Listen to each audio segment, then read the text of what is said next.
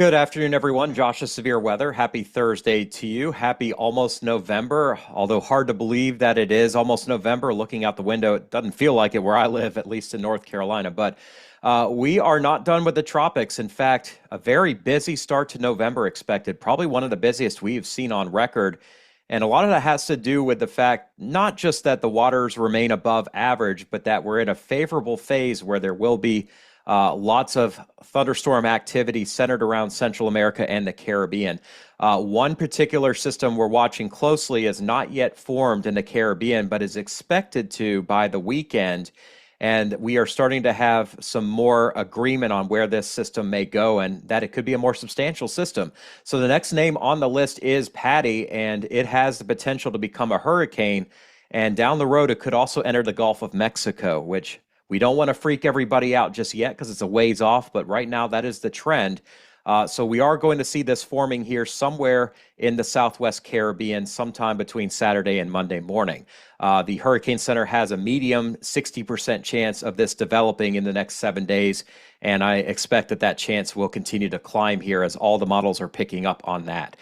The certainty level beyond the middle of next week drops quite a bit, so the where it could go is certainly still well out of reach to get an exact forecast on until it forms. But down the road, you'll need to watch it in Western Cuba. You'll need to watch it in the Yucatan. You'll also need to watch it on the Gulf Coast, including the state of Florida. So we are going to talk about this here pretty soon. I'm also going to talk about another potential system to watch here near Puerto Rico that'll head west and may not live for long. And we're going to chat about what's going on in the States with more severe weather coming up as we head towards the weekend and next week. So this is the latest Hurricane Center forecast. 3 areas we're monitoring, although to be honest with you, I'm not super worried about this one.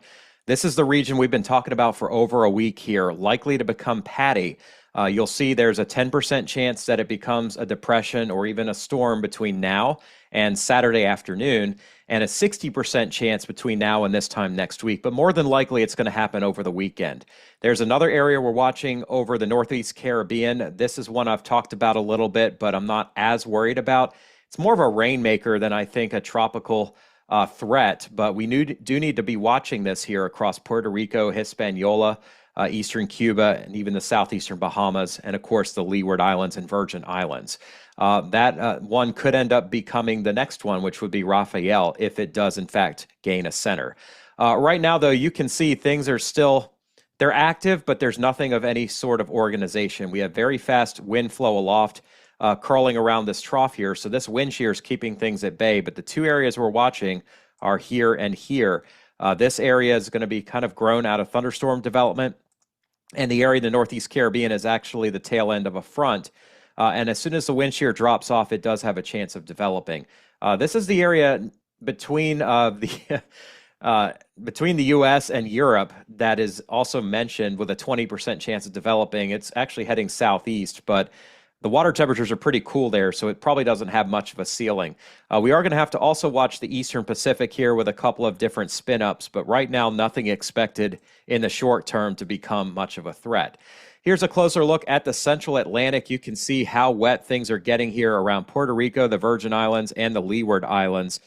Very wet in particular here across the central portion of the Lesser Antilles. But you can also see there's very strong wind shear out of the southwest here, so it's going to be a struggle to get this to actually form. There's a little bit of a spin up here in the Central Atlantic that down the road we're going to need to watch, but right now it is very, very meager and does not have much of a chance of developing in at least the next week. And then here's a look at the water vapor to give you an idea of how quickly this wind flow aloft is shearing our thunderstorm complex. Look at how quick the flow out of the west-southwest is. This is certainly very detrimental for anything to develop. What happens is these storms blow up and then they get very quickly sheared off to the north and east. So even though the water temperatures are about as warm as they could be this time of the year, we just don't have the right environment to see something develop, at least just yet. Here's a look at the Western and Central Caribbean and the Gulf of Mexico, and very wet near the east coast here of Central America. And right now we're in pretty good shape in the Cayman Islands and Jamaica. We actually have some dry air pushing down on the tail end of our front here.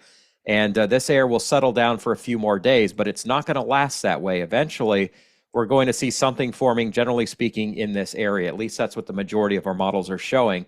And over time, there will be a northward or northwestward motion.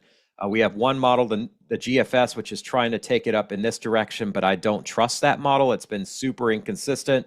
All the other major model guidance, including the ensembles, generally has it coming near Jamaica and then towards the west. But there's some spread in how exactly that plays out, as you all can see. So until the wind shear dies down right now, things will remain wet, but that's really it. We won't have anything spinning up too quickly. If we take a look here at the visible, you can see there isn't even a low-level center at this point. There's a bit of a mid-level center right in here, but nothing at the low levels. And in fact, the low-level center is expected to form actually somewhere over in here. With this disturbance that we have here in the Northeast Caribbean, again, same thing. We have lots of rain, but no kind of actual circulation center. So the models are guessing it's something forming somewhere near Puerto Rico, but it's going to have an uphill battle while it does that. Now, that's going to change. This is the Madden-Julian oscillation, and right now we see it moving into a more favorable phase where we're going to see development on this side of the globe. Wind shear will drop off, and we're going to see not just a weak MJO, but a fairly strong MJO, almost onto the upper bounds here of phases 8 and 1 as we head to the weekend and especially next week. What this does is it means we have lots of rising air across the Atlantic basin and in particular around the Caribbean.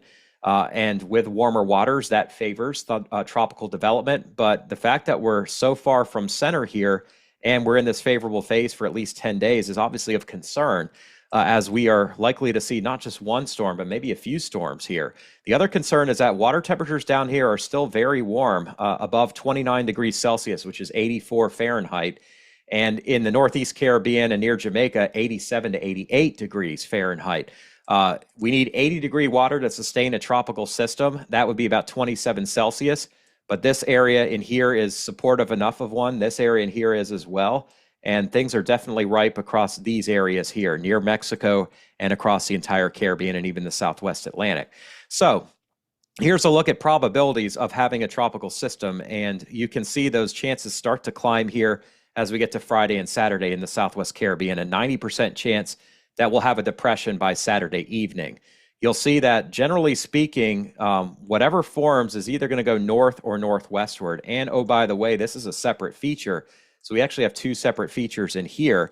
But you can see, generally speaking, it's likely we have something nearer to the south of Jamaica, and then it heads west-northwestward through the Caymans towards the Yucatan Channel by next Wednesday. Now, there obviously are a lot of different potential ways this can play out, but the Yucatan is in play, Cuba is in play, Jamaica is in play for sure, even Haiti's in play, and the Florida Keys are in play between now and next Wednesday. Beyond that, things get a lot more uncertain. You can see chances start to climb across the rest of Florida, across the southwestern Gulf, but never really reach the northern Gulf Coast. And the reason why, there will be a front coming down here, series of fronts, and there will be stronger wind shear. So there's not a given yet that this is going to be something we have to really stress about on the northern Gulf Coast, but the farther south and east you are, obviously more of a concern. Here's a look at the tropical storm probabilities. They're not as high, but they are high enough, supporting that something may come up here through the Yucatan Channel on Wednesday, into the southern Gulf of Mexico on Thursday. And then after that, chances are lower, but we have a big amount of spread here where we have solutions that go this way. We have some that turn into Florida, and we have some that maybe get stuck up in here. So again, we have a lot of time here before this could certainly play out. Now, the players on the field here, let me make this smaller so you all can see, are this massive area of high pressure leading to record warmth across the mid-Atlantic and parts of the Northeast today. 80 degrees here in Raleigh. No, that's not a record, but it's pretty darn warm. Over time, you'll see that this high pressure zone doesn't really break up at all. In fact, it stays strong over the southeastern United States this weekend. And we call this in the meteorology world the ridge over troubled water. Now, several days ago, low pressure was expected to form here, but this ridge was supposed to weaken and allow this to escape to the northeast. That no longer is the case, as you can see here. And as we head into next week, that high actually builds back in off the southeast coast on Election Day, which does protect the southeast from any tropical mischief. But what it does is it has to force the system more on a westerly path. Now, we've got a bigger trough here that'll be responsible for severe weather in the south central states Monday and next Tuesday. That is also a player that we need to be watching. And the question mark is that trough going to be strong enough to pull this system quickly north and east towards Florida? Or is it going to weaken, and do we have this ridge of high pressure build back, and then we've got something that is moving a lot more slowly, or maybe even stuck in the Yucatan Peninsula? And we don't know the answer to that yet. I would be lying if I said I did. We can show you all the models in the world, but we can't just cherry pick. We've got to keep an eye on this overall pattern. So this is the reason we've got late season action. It's this massive high here off the East Coast. And the fact that we just can't get a big trough to dig all the way down here and create enough wind shear, which is my next slide. The wind shear here from the GEFS, it's a GFS ensemble. It is high today and tomorrow across the Caribbean, but then ends up dropping significantly this weekend and much below average across the Southern Gulf. It's not zero, but it's lower.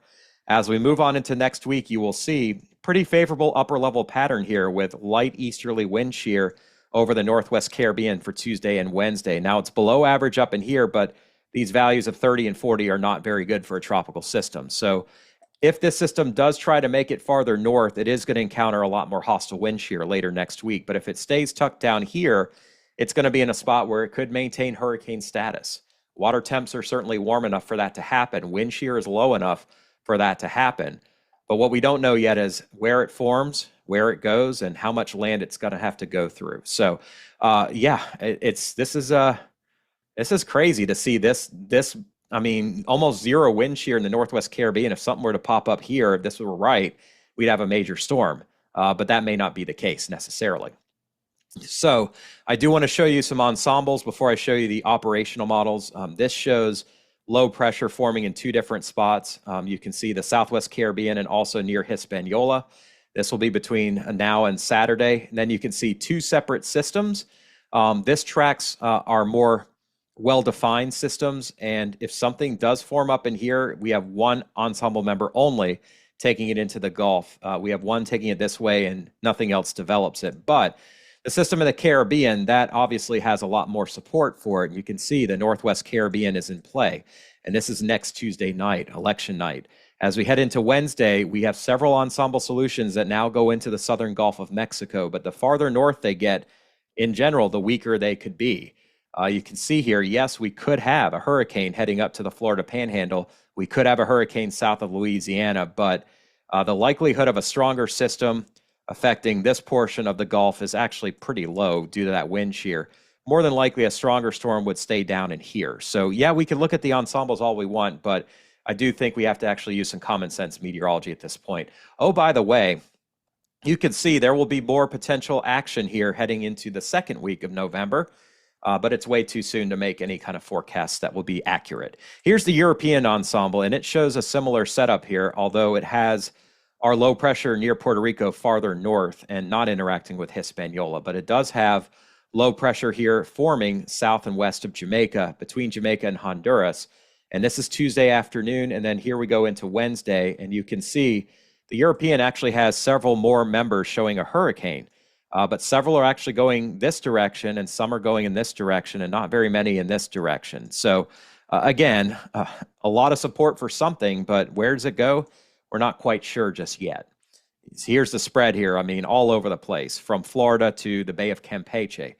So it's just a little bit too soon. But yeah, that's a lot of solutions showing something. And yes, there are some that show a hurricane up to Alabama and Mississippi, believe it or not, here by the 9th or 10th.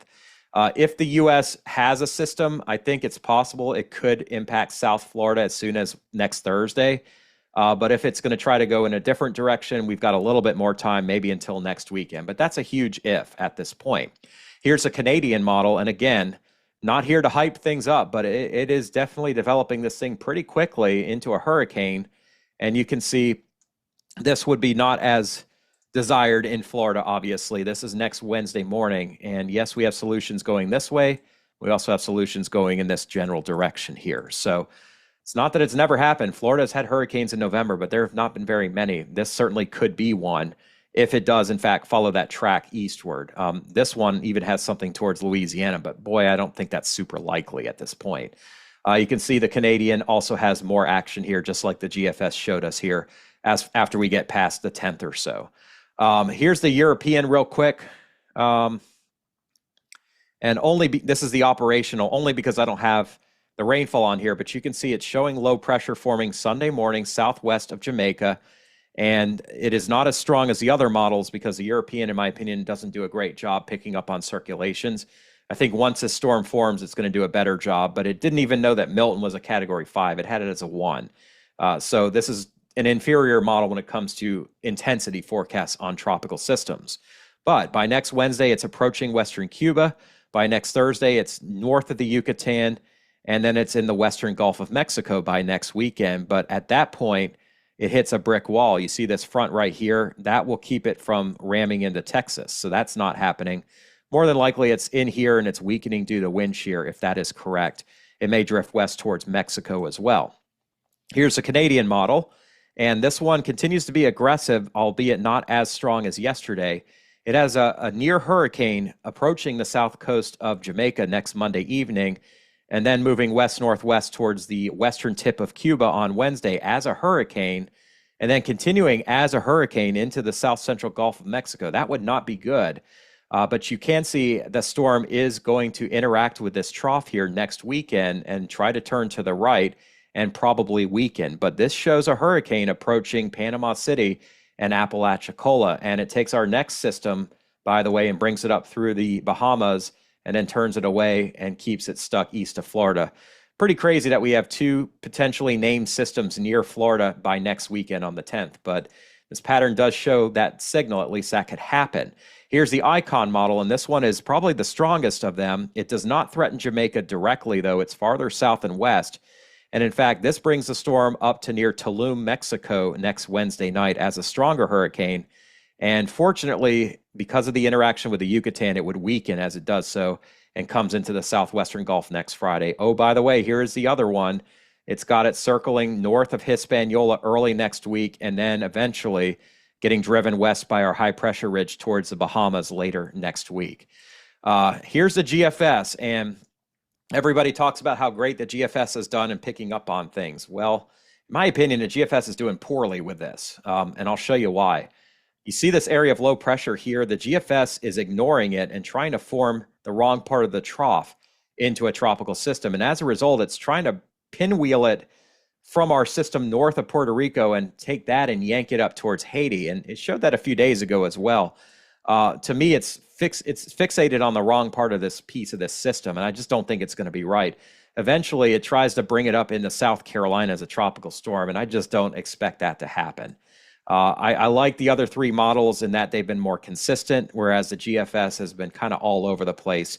It's like a drunk dart player, just throwing things, trying to see if something might hit, something may not. And it just, in my opinion, it's not going to do a great job. It'll change again, too. I will promise you that. So the one thing, though, the GFS concerns me about is the rain amounts. And you can see here, there's potential for at least a foot of rain over parts of Puerto Rico, the Virgin Islands, as well as Hispaniola. Quite a bit near Colombia and quite a bit on the west coast of Costa Rica, Nicaragua, El Salvador. This will cause some significant flooding. Farther up into the Gulf, you can see there's certainly rain potential if a storm does come up this way, but just a very all over the place forecast for this time. So that is it for the Atlantic system. I do want to talk here about Typhoon Kong-Rey, Leon, which hit Taiwan around early afternoon yesterday in Taiwan, the 31st. It's now the 1st over there. Really nasty storm. It hit at 115 miles per hour near Chengkong, and it has crossed the island. It's producing incredible rain and weakening as it approaches the China coastline. It'll be a remnant low going across Japan, but because of how strong it is now, still lots of rain coming to southeastern parts of Asia. And this recurving typhoon is going to keep the pattern active in North America in a couple of weeks, because what happens is these bigger storm systems link up with the jet stream, and as a result, a jet stream that's pretty zonal or pretty flat starts to get more dips in it, and that means more shots of cold, more extreme systems. So we do need to watch it here in about 10 to 15 days. Here is the radar out of Taiwan. Much different looking storm than yesterday, but another huge rainmaker. We had a 50-inch rainfall from a typhoon here about 5-6 weeks ago. Now we're looking at least a 30 to 40-inch rainfall again across some of the same places, which to me is just remarkable. Can you imagine getting hit by two storms and getting 90 inches of rain in a month? I mean, I can't. So my thoughts and prayers are with everybody here in Taiwan. All right, in the U.S., we still have a front producing some nasty weather down in the southeast, Louisiana, southeast Texas, getting some heavier storms. This is not nearly as strong as what was going on yesterday. The upper low with it is up around the Twin Cities. We're going to see some snow in here the rest of today into this evening. But we need to shift our focus soon on the system moving into the western U.S. There's a pretty big trough getting carved through here, and that is going to dig down into the plains and create some active weather again this weekend. I'll show you that here in just a little bit here on our GFS model. This is the jet stream. These are winds aloft 20 to 30,000 feet up. Here's our first piece of energy lifting through the Great Lakes today. And then the next piece is coming in here like a wrecking ball into the southwest here over the weekend. And big time powerful winds over Oklahoma and Texas. This could be a bigger outbreak than the one we had yesterday, which in my opinion did not do as badly as it could have for those areas. The forecast was too aggressive. This one, on the other hand, though, has that look where, look at this. This is like a springtime tornado setup here, albeit it's not going to be that bad. Over parts of, say, Missouri, Illinois, and Arkansas, this is a very strong jet streak that is moving through on election day. But I think the severe weather is primarily going to be on Monday. And behind that, there's another big one dropping down here for the second part of next week. And the pattern continues to stay active. I mean, we're definitely heading into that second tornado season here. With these massive troughs that are moving from west to east across the country. You can see these were the reports from yesterday, and fortunately, I don't think we had a strong tornado despite the forecast, but we definitely had wind damage and hail, especially in parts of Oklahoma. Some pretty big hail yesterday evening, some pretty severe wind in the Missouri City area of Missouri, even around Quincy, Burton, Illinois, 81-mile-per-hour winds yesterday. We also had some snow reports as much as 8 feet here in the Laramie Range. So pretty good snowfall over parts of the Intermountain West. And now our threat shifts to the Ohio Valley here, where we're going to have some rain. But really, it's not a threat at this point. In fact, it's needed rain that we could use. Yesterday, we had wind gusts of 40 to 60 miles per hour around the Chicagoland area. But we are seeing this rain falling apart today, thank goodness. So we do still have a marginal risk into this evening here, all the way to near Nashville, all the way down into central Louisiana and the Piney Woods region. Whatever's left of it tomorrow should not be severe, but a new threat emerges in West Texas and New Mexico for Friday. And then we do have a slight risk for West Texas on Saturday, a marginal risk into Kansas, Oklahoma, and even towards Abilene and Dallas-Fort Worth here. As we get into next week, this is next Monday, day 4, already a big 15% area from north central Texas into central Nebraska. And this could get upgraded as well, depending on how this all plays out. Day 5 gets us over here to next Monday and Monday night, and a pretty good risk as well. Eastern Kansas, same area as last night, basically, 15% chance. Beyond that, right now, the predictability is a bit too low. So we're just going to have to wait and see. Here's what we're looking at the rest of today. The NAM shows things falling apart pretty quickly here and not much rain where it's really needed in Ohio, West Virginia, Kentucky. Falling apart as well when it hits the mountains of North Carolina, so not a big rainmaker for them, thank goodness. And then we quiet down for Friday into Saturday ahead of our next system. Here's a look at the south, and you will see that it will stay stormy here in southeastern Texas. We've seen some 3 or 4 inch rainfall totals this afternoon, and also in parts of southwestern Louisiana, but this too shall pass. And overnight, we just have a few leftover showers. Really no threat for severe weather. Quieter tomorrow, but still moist, but not a big rainy day. And then as we get to the weekend here, we start to see that return flow, and it will get unsettled as we head into the weekend across Texas, Oklahoma, Kansas, and especially back here in parts of southwestern Texas Saturday evening. Here's a look at the lightning density. You can see things are going to get more active here over the weekend around the Red River. And we will have more storms heading into the early part of next week, advancing slowly eastward. And then things don't quiet down. We get back to more storms here with the next system here later next week.